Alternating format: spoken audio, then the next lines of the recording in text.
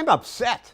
Progressives, let's call them regressives, smear entrepreneurs, and the regressives are winning the battle for hearts and minds. Thousands of Amazon employees are forced to rely on food stamps, Medicaid, and public housing. Bernie complains, and the media jump to agree. Richest guy in the world, and he's got employees on food stamps. The left-wing media, of course, and the right, too. A huge number of Amazon workers are so poorly paid, they qualify for federal welfare benefits. At first, Bezos fought back. Amazon calling the claims, quote, inaccurate, misleading. At that point, I was cheering Bezos for standing up for capitalism. Amazon Prime helps members. I already liked him because of the service he created.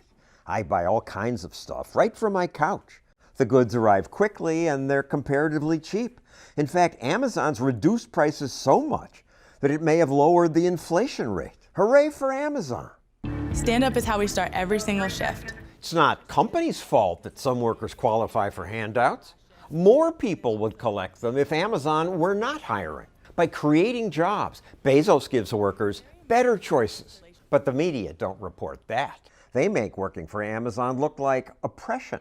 It's described as a cutthroat corporate jungle where workers are pitted against one another. 80-hour work weeks are the norm. So Amazon caved. Amazon is raising the minimum wage for all of its workers. The anchors smile, but the raise comes with a cost. Yes, the higher minimum is good for these workers who have jobs now. But beginners, people like Kelsey Holder, will be shut out. For being only 13, I think I was making a good amount of money. So minimum wage was fine.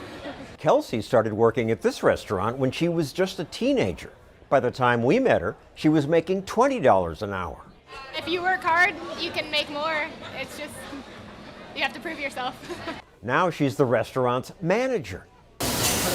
She would have never had this opportunity had the higher minimum wage existed when she was hired, because teenagers aren't worth the risk. We quit hiring people without experience. Merv Christ, who runs this restaurant, says when his state raised its minimum wage, he stopped training newcomers. Minimum wage jobs are an entry-level job to get someone some experience to do something. You raise that high enough, you cut those people out of the market completely. Then people stay unemployed, play video games, hang out on the street. They never learn to smile at a customer, get to work on time, never learn the job skills that lead to better jobs later. But progressives claim a higher minimum lifts everyone. Start out with a minimum wage that provides basic, decent standard How of much living. is that? $15 an hour, $20 an hour. And if you think that's too high, try living on it, by the way. I think that would take away jobs from entry-level people. They wouldn't even get a first job. But now, John, that is exactly the argument that people back in the day made against the minimum wage. At least Amazon is just one company. Entry-level workers can find jobs elsewhere. But then I learned. Jeff Bezos' company also plans to lobby Washington to hike the federal minimum wage. Now Amazon will try to get government to force its competition to pay what Amazon pays. That's why I'm upset. Jeff Bezos, this entrepreneur I admired, turns out to be just another craven opportunist. After all, Amazon's already replacing workers with robots. Bezos knows a higher minimum wage will hurt his competitors more than it hurts him.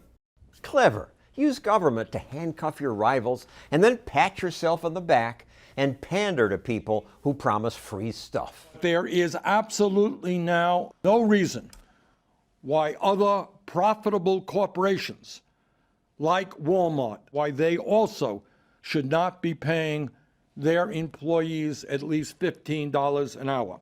After all, those companies make billions, say progressives, partly thanks to indefensible exploitation of hardworking, decent Americans. How are they exploited? They're not forced to work there. They have other choices. They picked that job. Oh, it was John, the best they could get. Maybe it was because all the others were even worse, maybe. But isn't there some point at which the results of this free market just shock the conscience of decent people? Yes, there are gross parts to capitalism.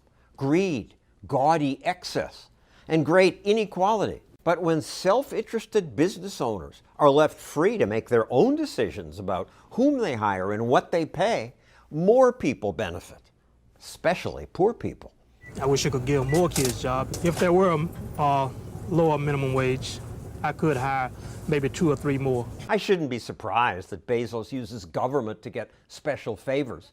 He's done that before. A bill authorizing billions of dollars in tax incentives. Amazon didn't just announce a second headquarters, it started a competition to see which politicians would squeeze their taxpayers most. Stonecrest, Georgia wants Amazon to build its second headquarters there so badly that the city council voted that if chosen, they will de-annex a portion of the city and rename it Amazon. Give me a break. Politicians shouldn't pander to companies, and companies shouldn't pander to politicians. I wish Bezos would stick to innovating, not scheming with government to get special advantage. Some of the worst enemies of capitalism are capitalists.